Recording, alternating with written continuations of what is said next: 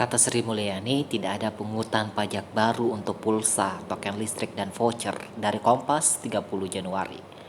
Menteri Keuangan Sri Mulyani Indrawati baru saja mengeluarkan aturan baru terkait pengenaan dan penghitungan pajak penjualan pulsa, kartu perdana, token listrik, dan voucher. Bendahara negara itu pun menegaskan aturan tersebut diberikan untuk memberikan kepastian hukum dan penyederhanaan atas pemungutan pajak pertambahan nilai atau PPN dan pajak penghasilan atau PPH. Pengenaan pajak berupa PPN dan PPH atas penyerahan pulsa, kartu perdana, token listrik, serta voucher sebelumnya sudah berlaku, sehingga tidak ada jenis dan objek pajak baru. Ketentuan tersebut tidak berpengaruh terhadap harga pulsa, kartu perdana, token listrik, dan voucher. Tegas Sri Mulyani dikutip dari akun Instagramnya @smindrawati Sabtu 30 Januari. Menurut Menq, selama ini PPN dan PPH atas pulsa, kartu perdana, token listrik, dan voucher sudah berjalan.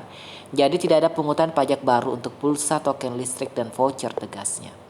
Untuk diketahui, keputusan tersebut tertuang dalam Peraturan Menteri Keuangan Nomor 6/PMK/03/2021.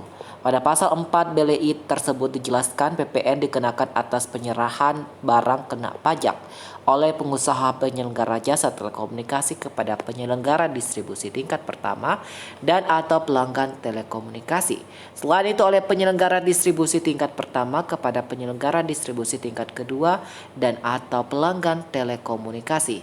Terakhir oleh penyelenggara distribusi tingkat kedua kepada pelanggan telekomunikasi melalui penyelenggara distribusi tingkat selanjutnya atau pelanggan telekomunikasi secara langsung dan penyelenggara distribusi tingkat selanjutnya. Terkait dengan PPH, pada pasal 18 dijelaskan penghitungan dan pemungutan PPH dilakukan atas penjualan pulsa dan kartu perdana oleh penyelenggara distribusi tingkat kedua. BDI tersebut menjelaskan penyelenggara distribusi tingkat kedua merupakan pemungut PPH pasal 22, maka akan dipungut PPH pasal 22. Ribet. Pemungut PPH melakukan pemungutan pajak sebesar 0,5% dari nilai yang ditagih oleh penyelenggara distribusi tingkat kedua dan tingkat selanjutnya. Pungutan tersebut diambil dari harga jual atas penjualan kepada pelanggan telekomunikasi secara langsung. Bila wajib pajak yang dipungut PPH pasal 22 tidak memiliki nomor pokok wajib pajak atau NPWP, besaran tarif yang dipungut lebih tinggi 100% dari tarif yang diberlakukan, yaitu 0,5%.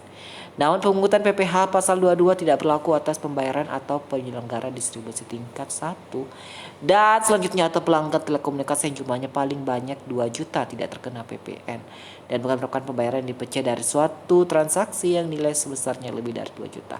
Selain itu pemungutan PPH 22 juga tidak berlaku kepada penyelenggara distribusi atau pelanggan yang merupakan wajib pajak bank dan telah memiliki dan menyerahkan fotokopi surat keterangan PPH berdasarkan PP nomor 23 tahun 2008 dan telah terkonfirmasi kebenarannya dalam sistem informasi Direktorat Jenderal Pajak.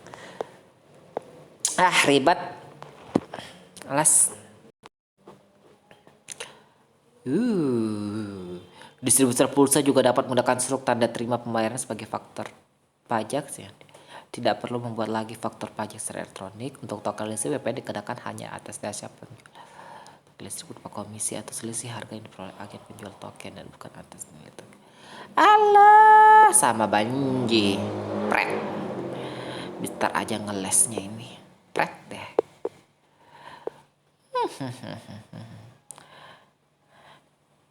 Kok kenakan pajak ke penjualnya, pemirsa. Nah, penjualnya pemerintah bilang ini ya token listrik. Nah, pemerintah minta pajak penghasilan dari penjual. Otomatis penjual akan menaikkan harga kepada pembeli. Gitu Son, jadi sama aja kali. Nih baca, untuk token listrik PPN dikenakan hanya atas jasa penjualan pembayaran token listrik berupa komisi atau selisih harga yang diperoleh agen penjual token. Nah itu yang dipajak. Jadi otomatis pembeli juga kena, sama aja, pintar aja main kata-kata.